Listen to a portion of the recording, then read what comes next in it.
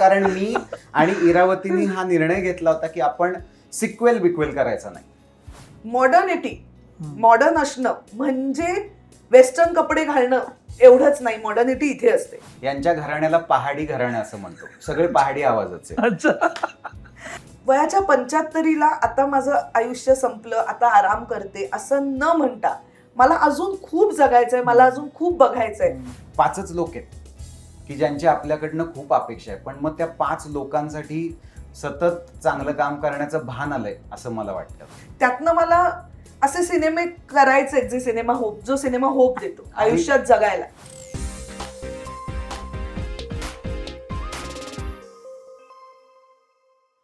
नमस्कार, मी सौमित्र बोटे. मित्र म्हणे लाईमलाईटमध्ये मी तुम्हा सगळ्यांचं स्वागत करतो. सध्या लाईमलाईटमध्ये एक महत्त्वाचा सिनेमा आहे ज्याचं नाव आहे झिम्मा 2 आणि या सिनेमाचे दिग्दर्शक हेमंत डोमे आणि अभिनेत्री निर्माती क्षिती जोग आपल्यासोबत आहेत. तुमच्या दोघांचं खूप खूप स्वागत. थँक्यू. सुरुवात करताना औपचारिक बोलावं लागतं म्हणून मी स्वागत वगैरे बोलतो, पण तसं जनरली आपण कधी करत नसतो. खूप भारी वाटलं मला की एक चांगल्या गाजलेल्या सिनेमाचा सिक्वेल तुम्हाला करावासा वाटला. झिम्माचं गुडविल खूप महत्त्वाचं आहे आत्ता आलेल्या झिम्माचं, झिम्मा 2 साठीचं. तर मला सुरुवात तिथून करायची आहे की झिम्मा आल्यानंतर साधारण कितीचा बिझनेस झाला झिम्माचा? काय तो साधारणपणे 14.5च्या आसपास थांबला. फॅन्टॅबल. आणि त्या काळात तो खूप मोठा आकडा आहे. खरं तर आमच्यासाठी हाही नॉर्मल सिनारिओ मध्ये सुद्धा मोठा आहे, कारण आमच्या दृष्टीने आम्ही केलेला सिनेमा लोकांना आवडणं हे जास्त महत्वाचं आहे. मग आकडे हा शेवटी खेळ आहे, म्हणजे आकड्यांच्या खेळामध्ये म्हणजे आम्ही पहिल्यापासून रमत नाही आणि त्याच्यात रमायचंही नाही. पण त्या काळात जेव्हा कोणीही धाडस करत नव्हतं सिनेमा, जस्ट कोविड येऊन गेला होता आणि 50% ऑक्युपन्सी मध्ये चालू होती आणि तरीही लोकांच्या मनात एक भीती होती की थिएटरमध्ये जायचं का, ही प्रायोरिटी आहे का आता कोविड आणि याच्या सगळ्यानंतर.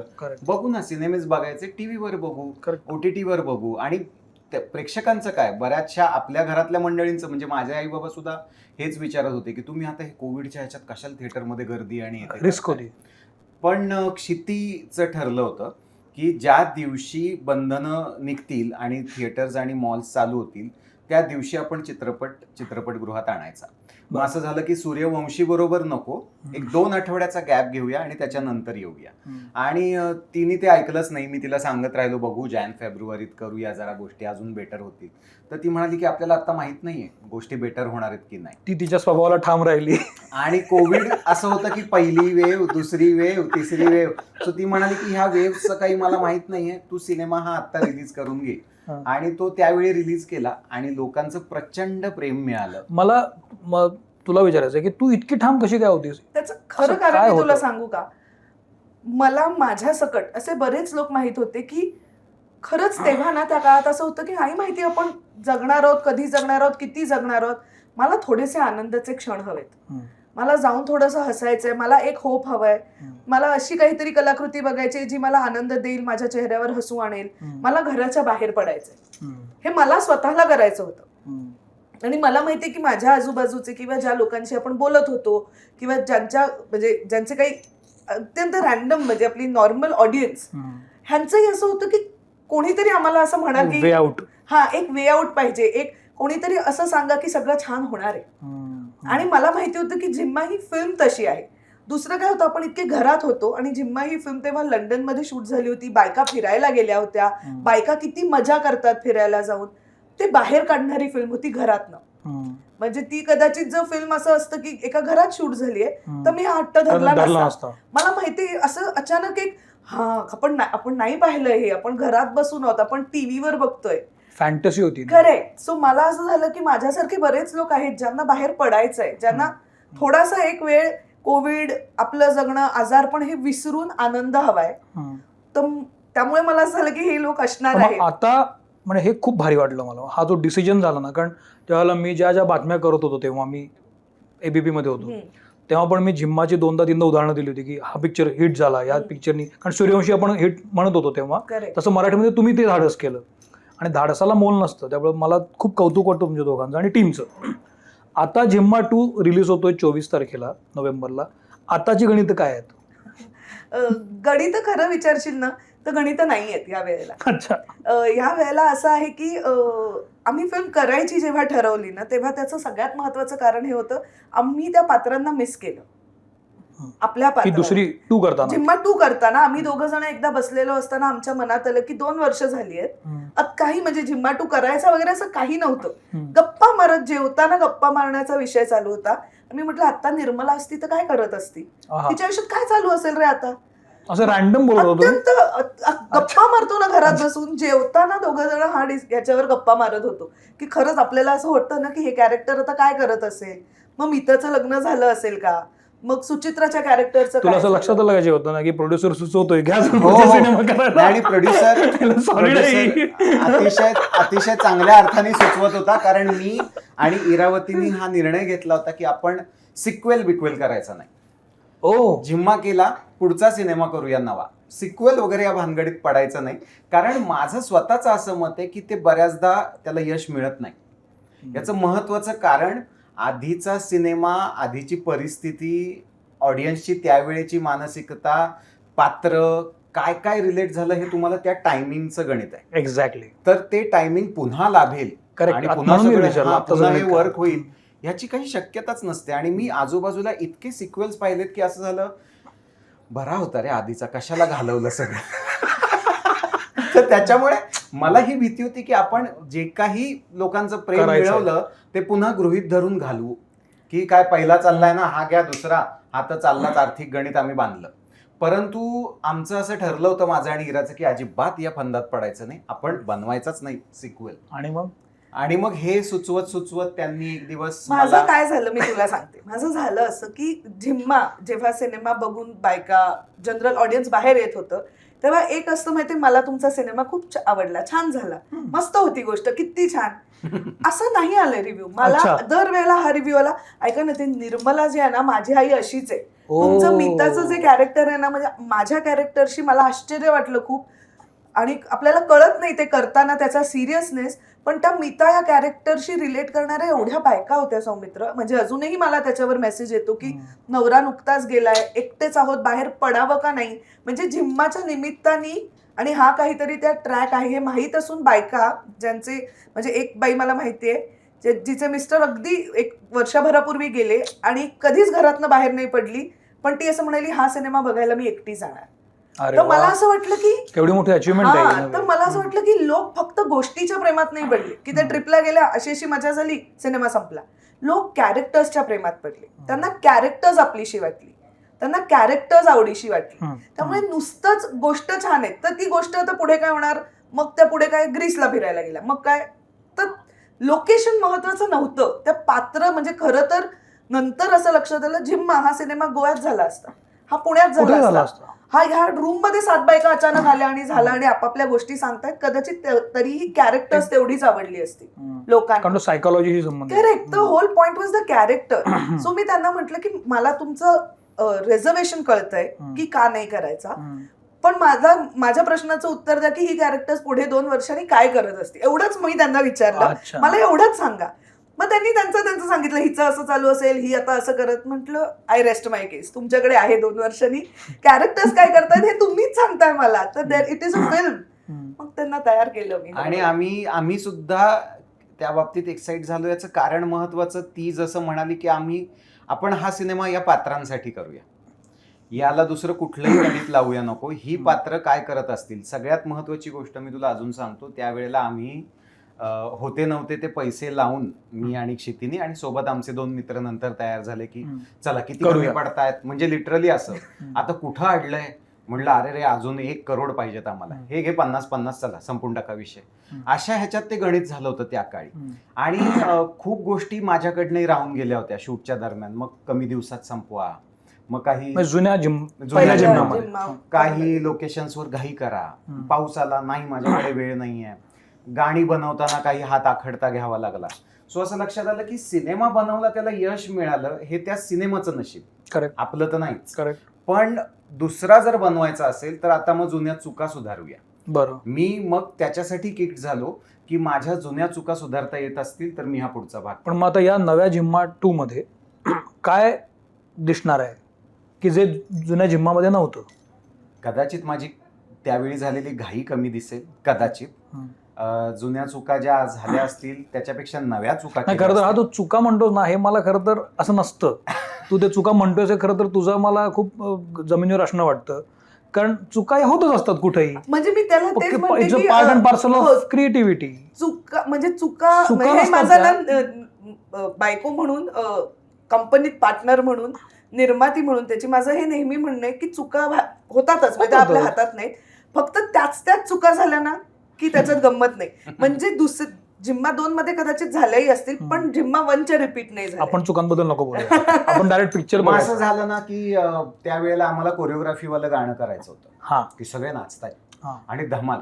कारण सिनेमा झाल्यावरती बऱ्याच बायकांनी असं सांगितलं की ते टायटल सॉन्ग आम्हाला एकदम डान्सवालं नाचो होतं, नव्हतं. पण आम्हाला नाचो गाणं नाही मिळालं. हम्म. आणि मी आणि क्षिती असं एकमेकांकडे बघितलं जेव्हा तो प्रश्न आला, म्हणलं 15 लाख हवे होते.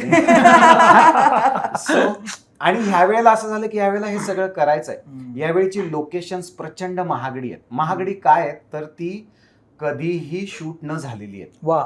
ते लोक कधीही परमिशन्स देत नाहीत, त्यांना शूटिंग्स नको आहेत.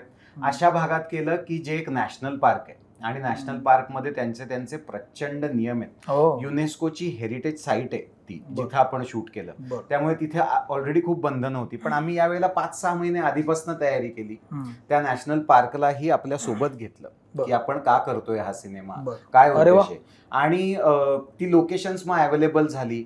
म्हणजे आता एक ट्रेन मध्ये असलेलं एक अख्खं गाणं आहे.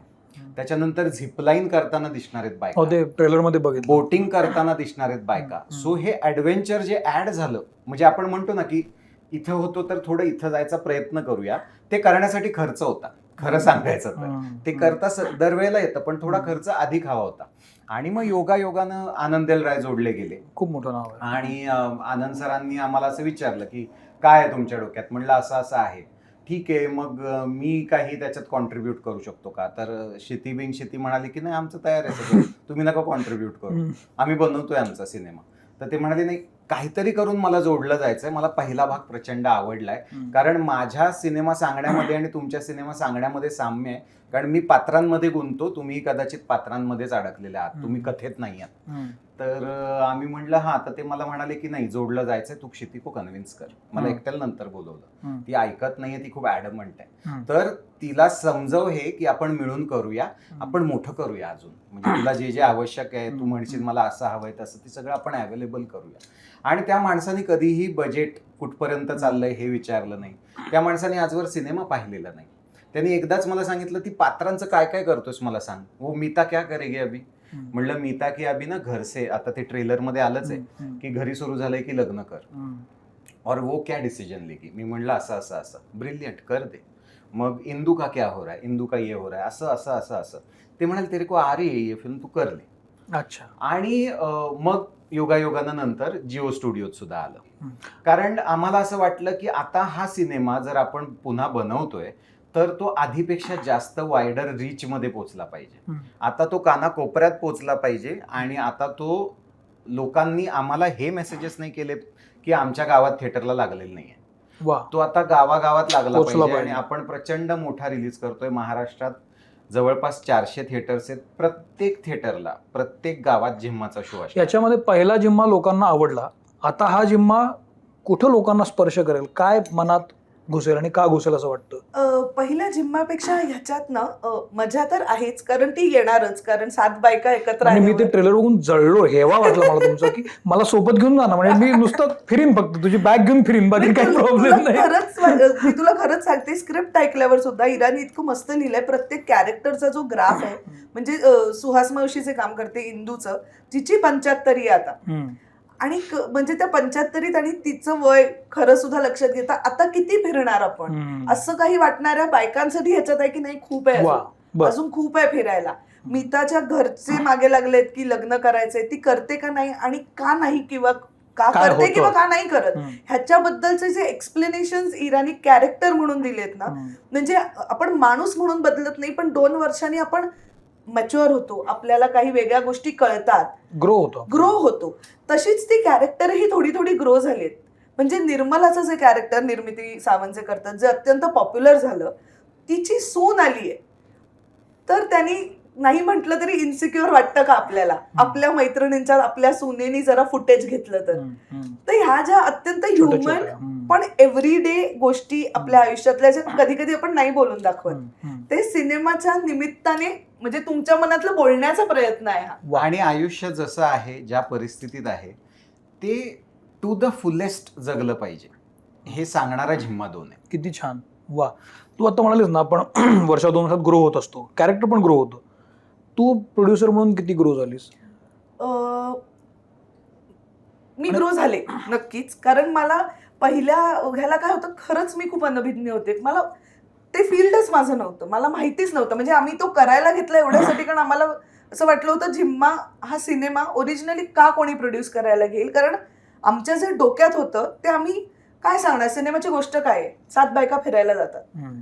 So when you until and unless you actually do it, they will not understand what you're saying. त्यामुळे मी झिम्मा 1 केला. त्यात प्रोडक्शन लेवलवर पण बऱ्याच काही असं करायचंय नाही असं करायचंय, मित्रमैत्रिणी कामाला आले, हेमंतला त्याच्यात खूप गती आहे त्यामुळे तो तर होताच बरोबरीने.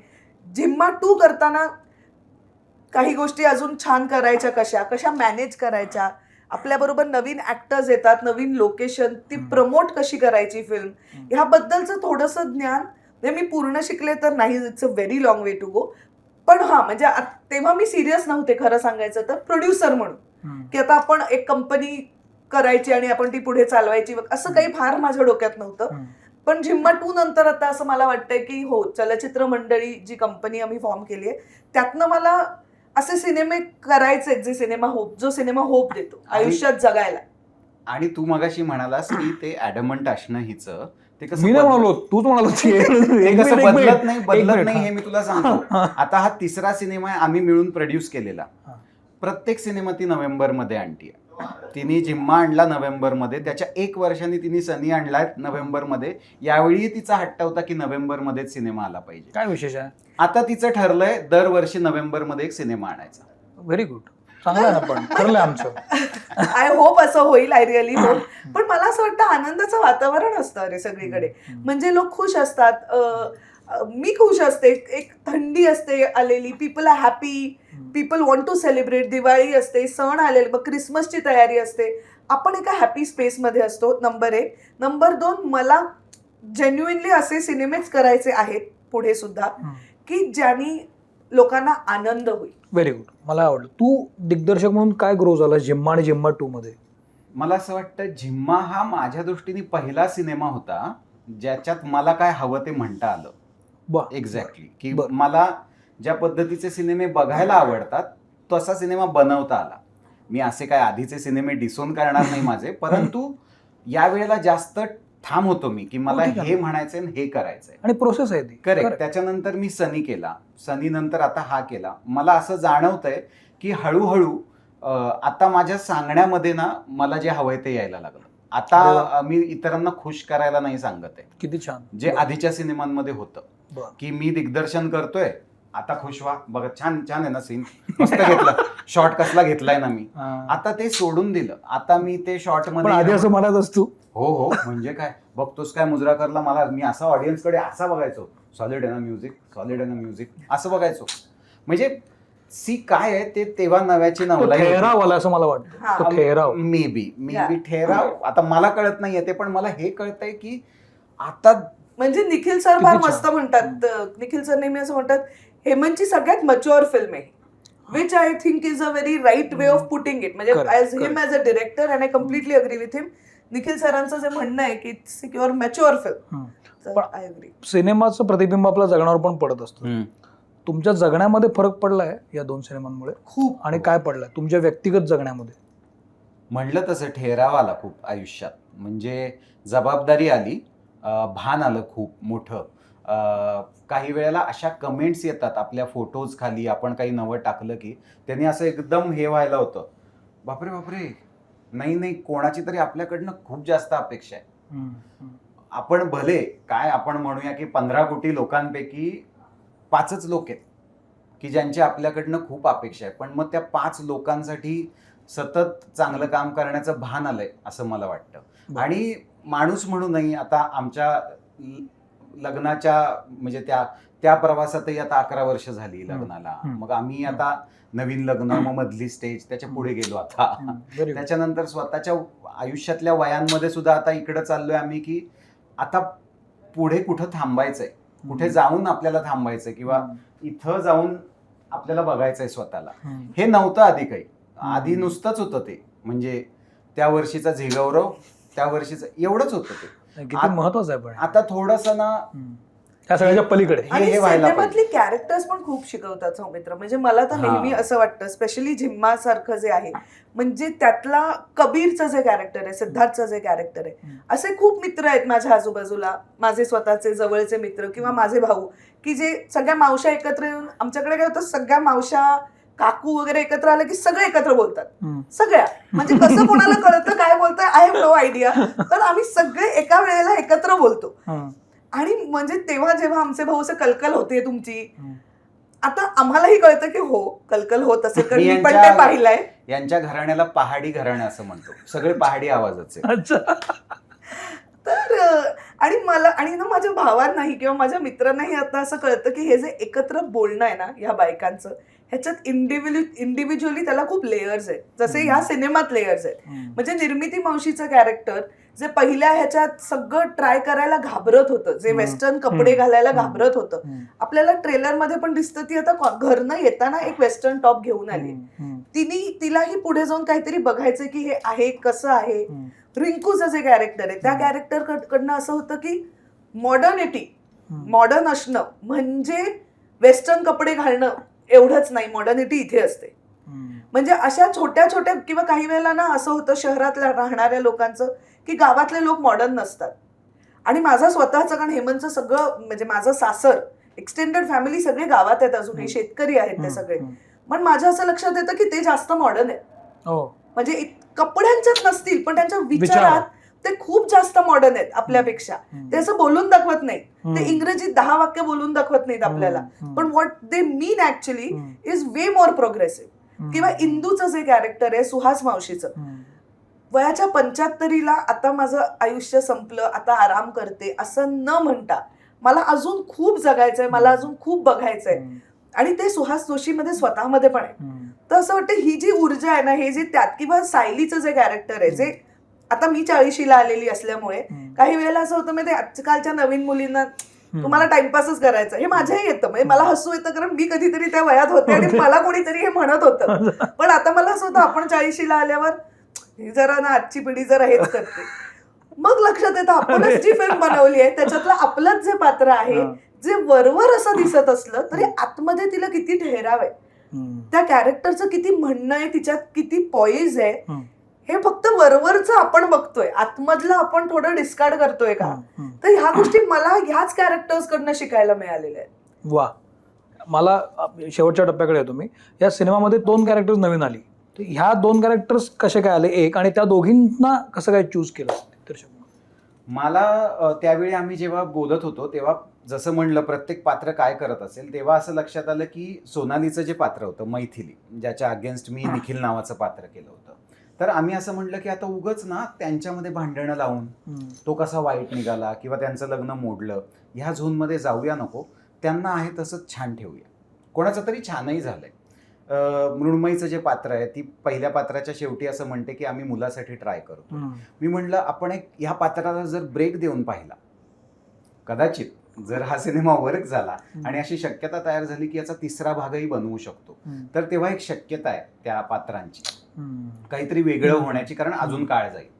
म्हणून ती 2 पात्र बाजूला ठेवायचं ठरवलं. आणि असं ठरवलं की आता जी पात्र येतील ती एंटायरली नवीन नको, आपली जी पात्र आहेत प्रमुख, जी लोकांना आवडली आहेत त्याच्याशी रिलेटेड पात्र आणू. ऑल्सो कारण यावेळेला ट्रिप नाहीये, रियुनियन आहे. रियुनियनला स्ट्रेंजर्स नसतात, रियुनियनला आपल्याच कडचे लोक असतात. सो त्यामुळे निर्मलाची सून आणूया आणि सुचित्राचं जे पात्र आहे वैशाली, तिची भाची आणूया. आणि मग वैशालीच्या भाचीचं कास्टिंग करताना असं ठरलं की ती वर्ण ना फणाधारी आहे पण आत काहीतरी लपलेलं आहे. सो हे फणाधारी कोण, तर अर्थातच शिवानी बरोबर मी आधी काम केलं, शिवानीला पर्सनली मी ओळखतो, त्यामुळे म्हटलं आता सुचित्राला समोर कोण जर हवं तर ती शिवानी असू शकते. इवन निर्मिती मावशीची सून आणि ते सोलापूरचा रेफरन्स निघाला पात्र डेव्हलप करता करता.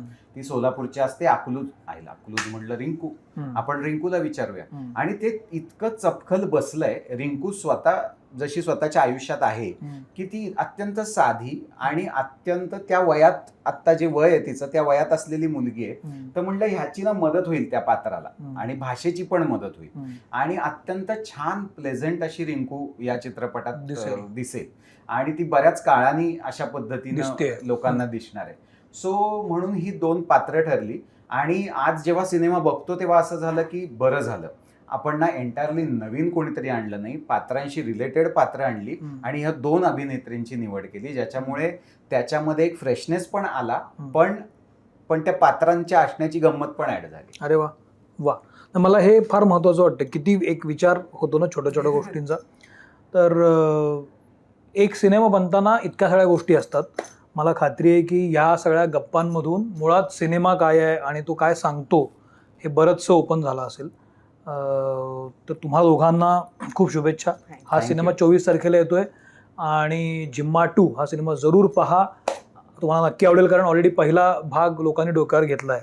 मला खात्री आहे की बोलता बोलता बोलून गेलायस तू, पण तिसराही भाग कदाचित पुढच्या नोव्हेंबरमध्ये. पुन्हा सांगतो असं काही ठरलेलं नाही, पण हळूच प्रोड्युसर जेवताना बागवेल पुन्हा. नाही बघ, लोकांना पात्र आवडली, कशासाठी करतो आपण सिनेमा? लोकांसाठी करतो. त्यांना पात्र आवडली, त्यांना त्याच्यात इंटरेस्टिंग काय काय वाटलं. आणि मी नेहमी एवढ्यासाठी मी एक तर सांगत असते की तुम्हाला सिनेमा आवडला किंवा त्यातलं काही नाही आवडलं तर मला नक्की कळवा, आम्हालाच पुढे मदत होते त्याची, कारण सिनेमा तुमच्यासाठी बनवलाय. तुम्हाला तो कसा वाटतो ह्याच्यावरनं आम्ही पुढे काय बनवायचं हे ठरतं. खरी गोष्ट. त्यामुळे ते सांगतात, खूप भरभरून मेसेजेस करतात. असे मला मेसेजेस आले तर मी एक दिवस डिनर प्लॅन करीन आणि तुला हळूच फोनही करेन सौमित्र की आजचा डिनर झालं, पण आता बघू पुढे ते होतंय का नाही. आणि सौमित्र आपण सुद्धा बऱ्याच काळाने एकमेकांशी अशा माध्यमातून बोलतोय. सो आज तुझ्याशी बोलून छान वाटलं. एकतर सुरुवातच खूप चांगल्या नोटवर झाली, सिनेमाविषयी बोलता आलं, त्याच्या प्रवासाबद्दल बोलता आलं, तर त्यामुळे आधी थँक्यू व्हेरी मच. आणि तुझं ह्याचं नाव खूप छान आहे, मित्र म्हणे, कारण तू खूप वर्ष मित्र आहेस आमचा. आणि हा मित्र तर स्पेशली अनेक वेळेला खूप भारी बोलत असतो आणि त्याच्या कळत न कळत तो आम्हाला काय म्हणतात त्याला इन हिज ओन वे काही वेळेला मदत करतो, काही वेळेला सल्ले देतो, काही वेळेला डाफरवतो. पण हे मित्र म्हणे हे खूप छान आहे, मला फार आवडले सौमित्र. थँक्यू. तर मित्र म्हणे लाईमलाईटमध्ये मी इथे थांबतो. सिनेमा जरूर पहा, लोकांपर्यंत पोचवा आणि प्रोड्युसर म्हणून तू जास्तीत जास्त थिएटर्सपर्यंत पोच, जेणेकरून लोकांना सिनेमा पाहता येईल. तर मी तर थांबतो. Hemant, Kshiti, thank you very much. 24 नोव्हेंबरला नक्की बघा जिम्मा जवळच्या चित्रपटगृहात.